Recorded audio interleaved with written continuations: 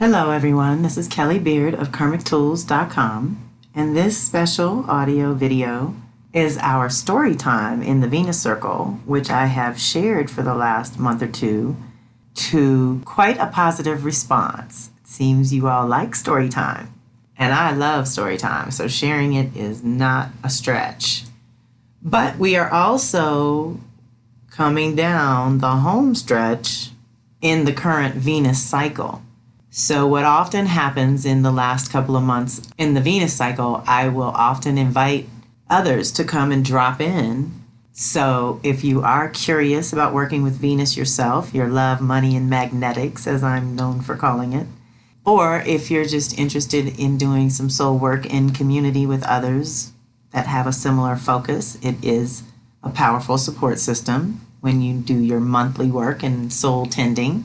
And the reason we open it up in the last few months is because come November, December, there will be a completely new workbook and guide and a completely new reading to go with it.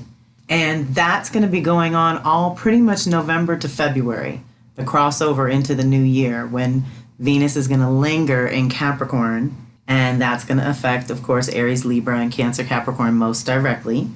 So what I've had happen over the years, I've been hosting the Venus Circle since 2007, and we get a new workbook every 18 months. And so technically, if you get your reading and custom guide, you're just totally covered and good to go. But the monthly calls that we do are, like I said earlier, a powerful support. So you're encouraged to drop in and see if the vibe suits you and if the structure suits you as well, because while we have stories and archetypes helping us work through Venus material this cycle, that will change up. I always pick something. Last time I think was goddesses and animals. So I'm always picking some combination of magical support to go along with our Venus values and priorities work, right? So I didn't mean for that to turn into such a promo, but I really want you all to know that you're welcome to drop in and that each month the energy and the information is unique to that month. And so even if you don't follow along every month, it's always good to check in when you need that extra support. And this month, our theme is Virgo.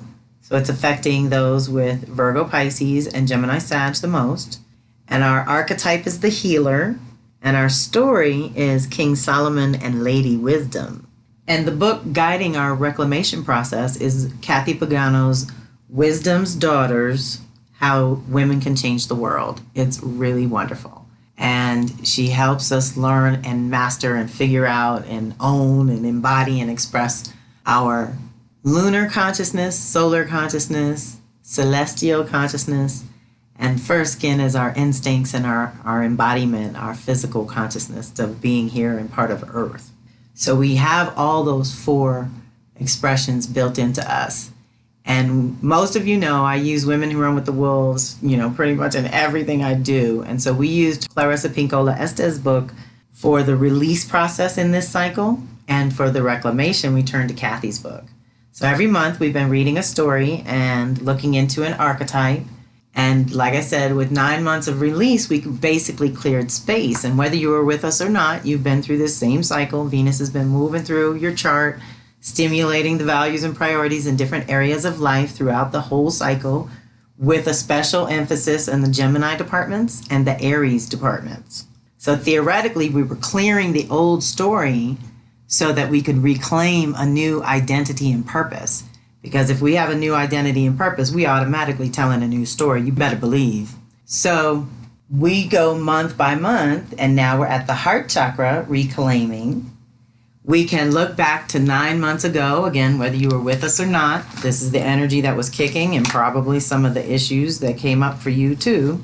Around November of 2020, we released at the heart chakra in Libra.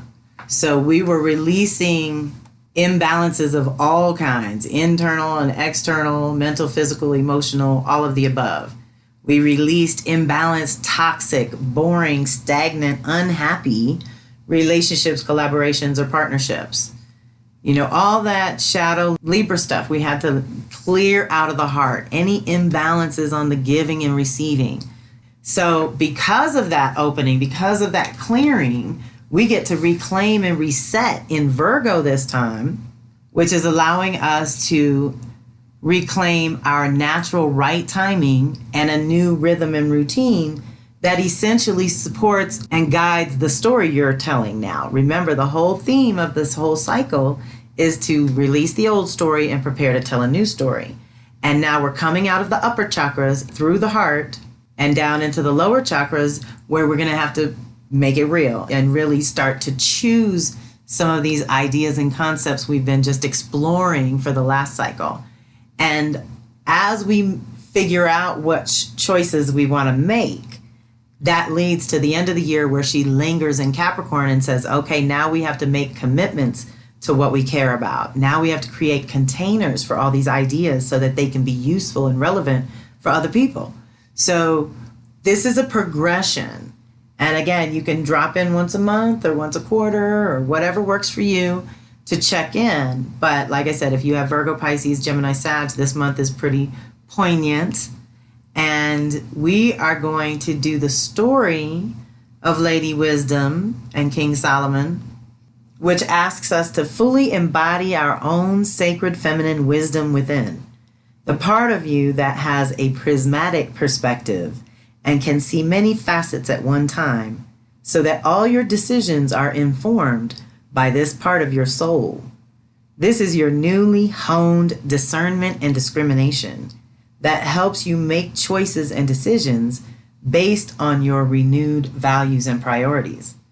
Lady Wisdom helps you reclaim your integrity, the ability to live naturally, and to honor your true nature. You know that's a core value around here. So this month is going to activate the Virgo part of you that trusts your heart and intuition without any doubt or question.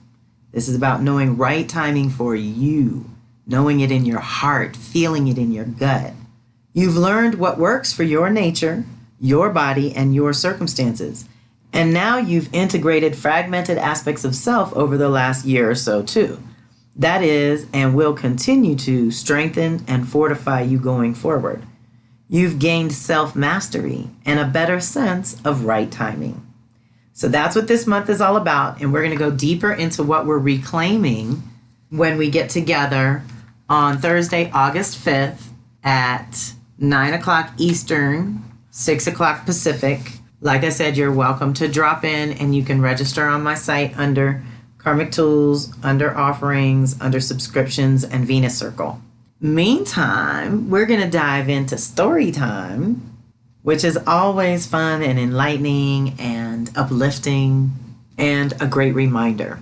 King Solomon and Lady Wisdom. There was once a king in Israel named Solomon, the son of King David, the shepherd boy who slew a giant, and Bathsheba, the beautiful one who stole a king's heart. After David died, his son Solomon became the king of Israel.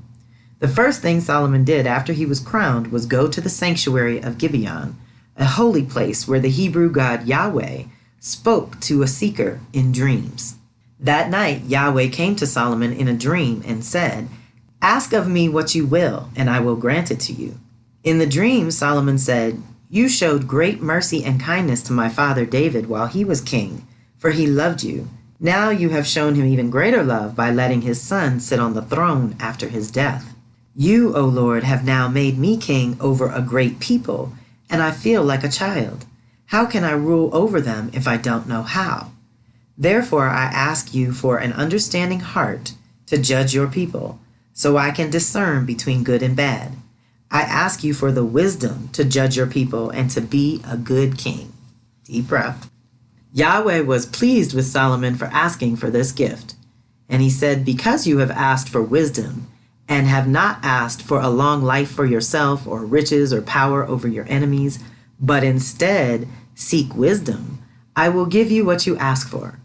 I will give you a wise and understanding heart, and no one before or after you will be remembered as you are, the wise king."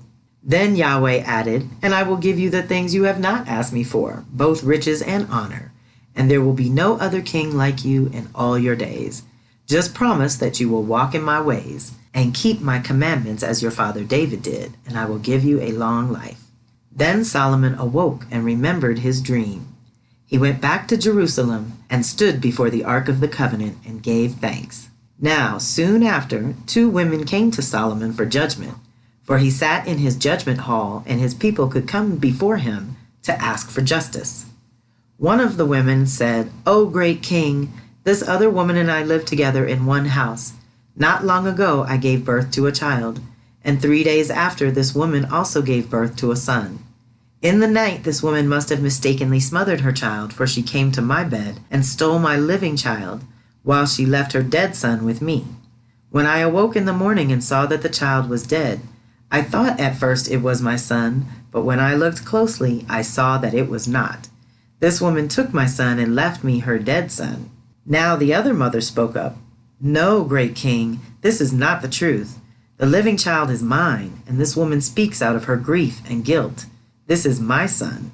The first mother cried out again that this was not true, and so the mothers argued before the king over the living child. Now Solomon looked at the women and said, "Both of you say that this is your son. How will we find the truth?"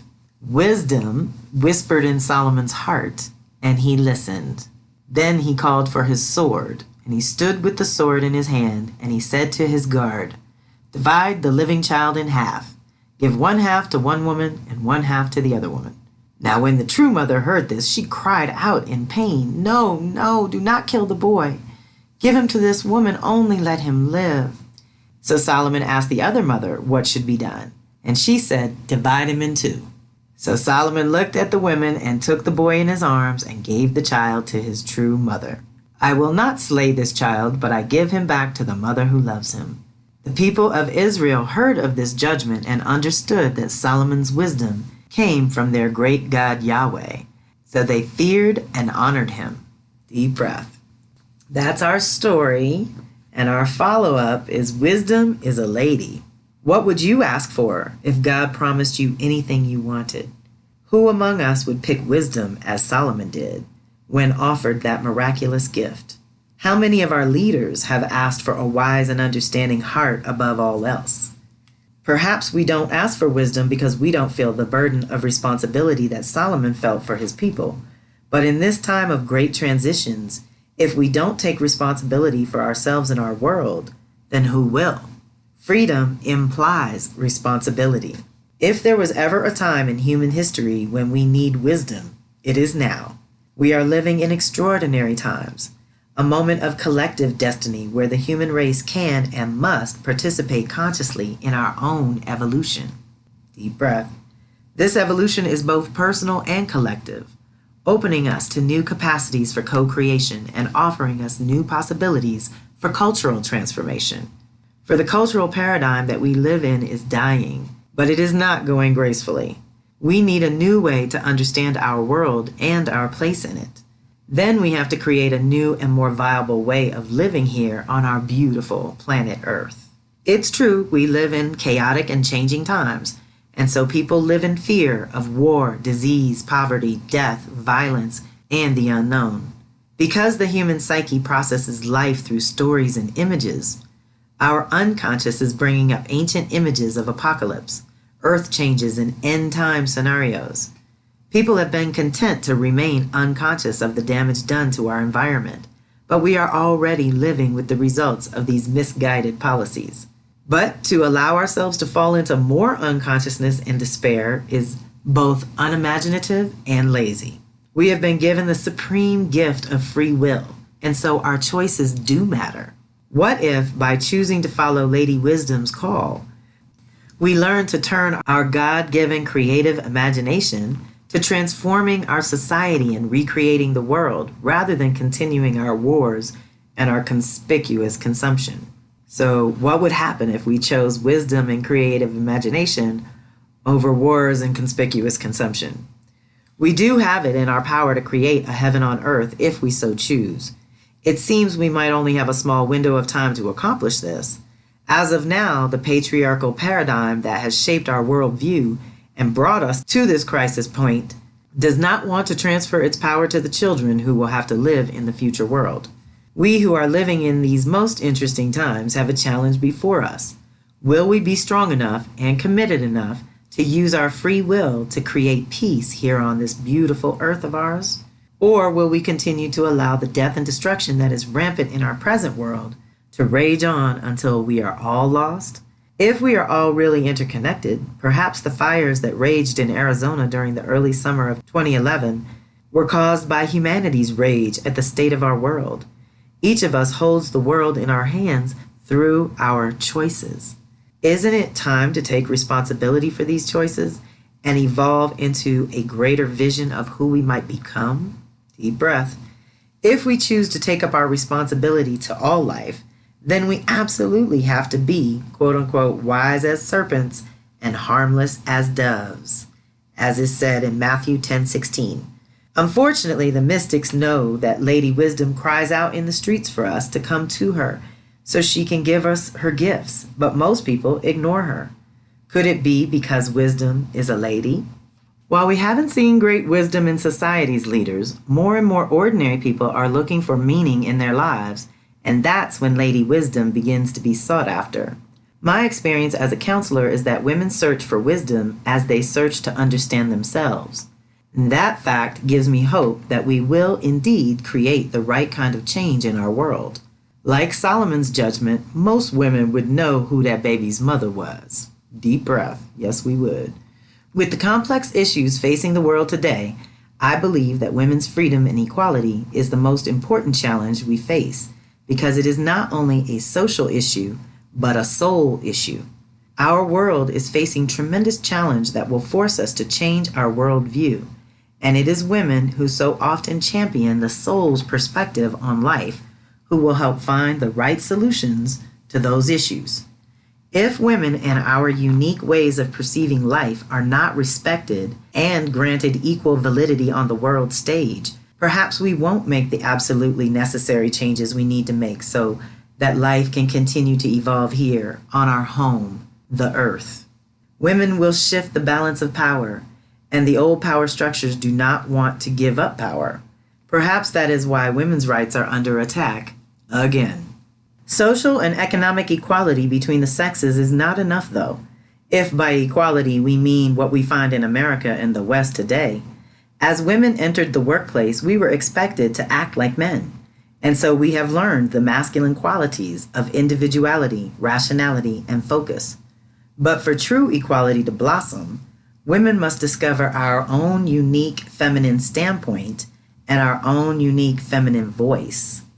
When we feel confident in our standpoint, our new social structures will respect and value what we discover. Deep breath. Women in even larger numbers are searching for our lost wisdom. Don't forget, Western women have only just been given the right to vote in the last century, while there are still large numbers of women who do not have that right. While our Islamic sisters are being pushed back into virtual slavery by fundamentalist Islam, Western women and our rights are under attack in the United States. Women have learned that we have to act in the appropriate, patriarchal approved ways to be listened to and valued. We all know that outer freedom does not guarantee inner freedom, just as outer tyranny does not invariably block our inner freedom. Deep breath. Many women are working hard to claim our inner freedom from our old complexes, beliefs, and fears that have been passed on from mother to daughter for generations. These beliefs developed from a patriarchal view of women, one that believed that women in our wisdom were not only irrelevant, but sinful. And so women's wisdom has been ruthlessly repressed until now. The first thing women discover as we search for our feminine self is how to let go of these patriarchal rule by the fathers projections and expectations that have constrained us for the past 4,000 years. Carl Jung defined the self as the archetype of wholeness, the unique and individual spark of spirit that is our truest nature. To really become relevant in these changing times, women must search for our wholeness, for that is where our native wisdom will be found. We do this when we trust our own instincts, listen to our intuitions, and are honest with our feelings, and then use our rational mind to make the right choices. Deep breath. Women have to step out of the box of collective convention, which is the father's house, and learn to be free. Our still patriarchal culture wants all of us to believe in its version of reality, a way of understanding the world which subjugates our feminine gifts to its service, gifts that are used but often not valued. These gifts of feminine consciousness are still viewed as less important than the masculine gifts of rationality and focus, individuality and scientific facts. When are feelings taken into account when deciding on issues of war and peace? When is intuition honored? Why are psychic abilities still characterized as witchcraft or worse? Where are patience and endurance valued? When do we value the whole instead of the separate parts? When I was growing up, I wanted to have a man's freedom and power to affect change in the world. So all my heroes were mostly male since there weren't very many powerful women in my life. They inspired me, and I worked hard to become a good father's daughter, sharpening the sword of my intellect, striving to live the values that both church and state promoted, getting my degrees so I could become a useful member of society, right? But I soon realized that I hadn't been given the equal respect for my own deep feminine wisdom in my personal life, nor did I see any feminine wisdom respected and used in decision-making by our cultural institutions. Women's wisdom, which springs from compassion, feeling, cooperation, endurance, and intuition, is still too often disregarded in personal relationships as well as in cultural settings. And so we all lose out on valuable opportunities to change our world for the better. I'm going to close with the woman clothed with the sun.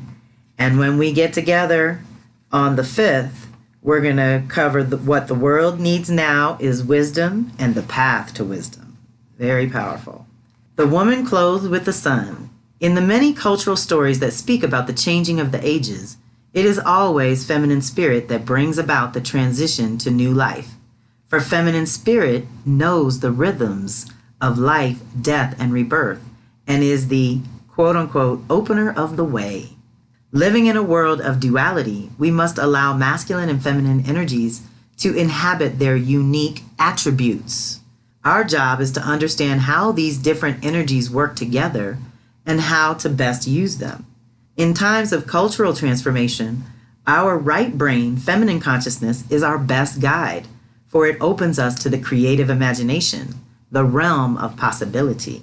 The return of the goddess awakens the transformative energy that births the changing of the ages. While other cultures understand this divine feminine energy through their own mythological traditions, we Westerners have lost touch with our mythological roots. Largely ignored in the Western religious story of the changing of the ages is an image of Lady Wisdom, who mediates this transformation to a new world age. Deep breath.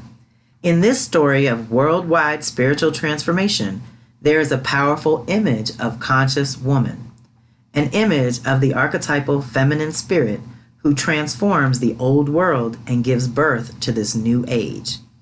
I am drawn to this archetypal image because I believe it speaks to our modern sensibilities, and I know that this archetypal image gives us instructions for opening to and incarnating wisdom. Deep breath. This image of the awakening feminine spirit is an image of the cosmic woman, a woman clothed with the sun, standing on the moon, crowned with stars, who is in labor, giving birth to a savior. In earlier times and different traditions, this archetypal image was understood as Lady Wisdom. Today, I feel this goddess image of a conscious woman can be incarnated by women everywhere. This woman clothed with the sun is Lady Wisdom, who calls all women to become her daughters. Deep breath. I love that we're doing this at the heart chakra. Our times are the forerunner of a new world age, and the times call on us to honor Lady Wisdom, who in Gnostic Christianity is actually equal partner of Christ. But Lady Wisdom is not associated with any one religion. We find her in all traditions. Lady Wisdom is the image of the anima mundi, the world soul, Earth's consciousness, and the source of the collective unconscious, the library of our collective memories and skills. As such, she belongs to all of us and is within all of us. I believe she is calling women out of the Father's house so we can give birth to a new collective paradigm and a new way of doing to match her deep way of being that embraces partnership over domination, love over power, unity over divisiveness, peace over war, and our collective benefit over individual profit. Deep breath. In leaving the Father's house, women are not rejecting the masculine energies of life, but by reconnecting to our own unique feminine gifts, we are reintegrating both feminine and masculine energies at a newer, higher level of consciousness. Women are learning to rebalance the two lights in our sky, Earth's bipolar consciousness, the sun and the moon. Perhaps we will entrain with the earth once we learn to use both sides of the brain fully.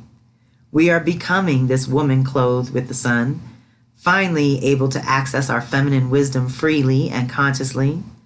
This wisdom gives us the insight to make life-enhancing decisions, to understand complex situations, and to consciously co-create new directions for our culture. This wisdom gives us spiritual insights into life. We are called to be social artists, people who use our creative vision to enhance and strengthen our common lives, our one world.